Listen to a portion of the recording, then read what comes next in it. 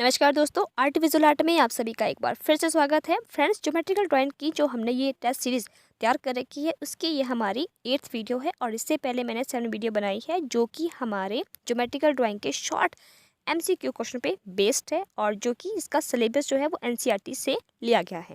तो जो भी ड्राइंग कमीशन की तैयारी कर रही हैं तो आपके लिए काफ़ी हेल्पफुल हो सकती है, तो प्लीज़ इन वीडियो को पूरी देखना। और इसके अलावा अगर आपको इंडियन आर्ट से संबंधित कोई भी क्वेश्चन या कोई भी आर्ट से रिलेटेड कोई भी, तो आप मेरी प्लेलिस्ट में जाके आप उसको चेक कर सकते हैं। वहाँ पे बहुत सारी ऐसी वीडियो है जो कि इंडियन आर्ट के ऊपर बेस्ड है, तो आप वहाँ से इन्फॉर्मेशन ले सकते हैं। जो कि मेरे खुद के बनाए गए हैं, खुद के नोट्स है, वो कोई एक बुक से नहीं बनाए गए हैं नोट्स, वो कई बुक की एक जो कलेक्शन है उससे खुद की हैंड राइटिंग में बनाए गए मेरे खुद के नोट्स है। तो आप चाहे तो उसमें से भी कुछ आप हेल्प ले सकते हैं। तो आइए अब हम बात करते हैं हमारे आज के पहले क्वेश्चन की। और हमारा आज का जो पहला क्वेश्चन है वो है 71।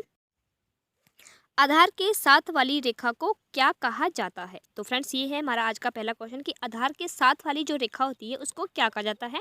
ऑप्शन में है ए भुजा, बी कोण, सी समांतर रेखाएं या डी लंब। तो इसका जो सही आंसर है वो है हमारा भुजा। तो A is the right answer. Next आगे बढ़ते हैं 72 क्वेश्चन पे। आधार के सामने वाले कोण को कहा जाता है। अब हम बात करते हैं कि आधार के जो सामने वाला जो कोण होता है उसे क्या कहते हैं। तो ऑप्शन में है आधार कोण, न्यून कोण, शीर्ष कोण या समकोण। तो इसका जो सही आंसर है कि आधार के जो सामने पे कोण बनता है उसे हम कहते हैं शीर्ष कोण। तो ऑप्शन नंबर सी हमारा सही आंसर हो जाता है। नेक्स्ट आगे बढ़ते हैं 73rd क्वेश्चन पे। जो रेखा शीर्ष से आधार पर लंब गिराए या 90 डिग्री का कोण बनाए उसे कहते हैं। तो ये अब आपको बताना है। तो उसे कहते हैं, ऑप्शन में है ए आधार रेखा, बी लंब, सी शीर्ष कोण या डी इनमें से कोई नहीं। तो जो रेखा शीर्ष से आधार पर लंब गिराए या 90 डिग्री का कोण बनाए तो उसे कहते हैं लंब। तो इस तरह से ऑप्शन नंबर बी हमारा सही आंसर हो जाता है। नेक्स्ट आगे बात करते हैं 74 क्वेश्चन पे। समद्विबाहु त्रिभुज किसे कहते हैं? ऑप्शन में है ए जिसकी दो भुजाएं बराबर हो, बी जिसकी दो भुजाएं एवं दो कोण बराबर हो, सी जिसकी दो भुजाएं दो और दो कोण बराबर ना हो या डी जिसकी कोई भी भुजाएं बराबर ना हो।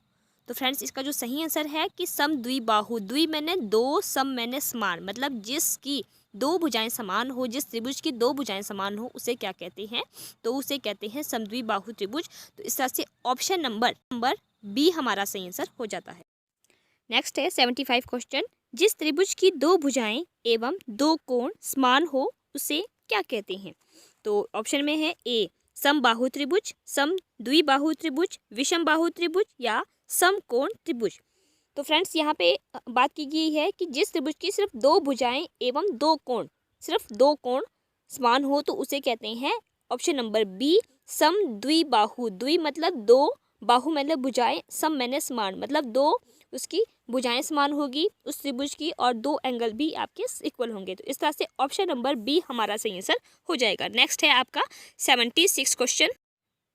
पाष्टिक पद्धति में कोणों को मापने की इकाई लिखिए। तो जो आपकी पाष्टिक पद्धति होती है उसमें हम एंगल को किस तरह से मापते हैं या उनकी इकाई जो है वो आपने बतानी है। तो ऑप्शन में है ए रेडियन वृत्तीय विधि, बी एंगल विधि, सी अंश या डिग्री या डी इनमें से कोई नहीं। तो आपको पता है कि जब भी हम कोई भी एंगल हम जो मापते हैं कोई भी ज्योमेट्रिकल ड्राइंग में तो उसको हम मापते हैं अंश और डिग्री में। तो इस तरह से ऑप्शन नंबर सी हमारा सही आंसर हो जाएगा। नेक्स्ट है 77 क्वेश्चन। जिस त्रिभुज की कोई भी भुजा समान ना हो और कोई भी कोण बराबर ना हो उसे कहते हैं। तो उसे आपको बताना है कि उसे क्या कहते हैं। तो समबाहु त्रिभुज, समद्विबाहु त्रिभुज, विषमबाहु त्रिभुज या इनमें से कोई नहीं। तो ये तो बहुत आसान सा क्वेश्चन है कि जिस भी त्रिभुज की कोई भी भुजा बराबर ना हो या कोई भी एंगल बराबर ना हो तो उसे हम कहते हैं विषमबाहु त्रिभुज। तो इस तरह से ऑप्शन नंबर सी हमारा सही आंसर हो जाता है। नेक्स्ट आगे बढ़ते हैं 78 क्वेश्चन पे।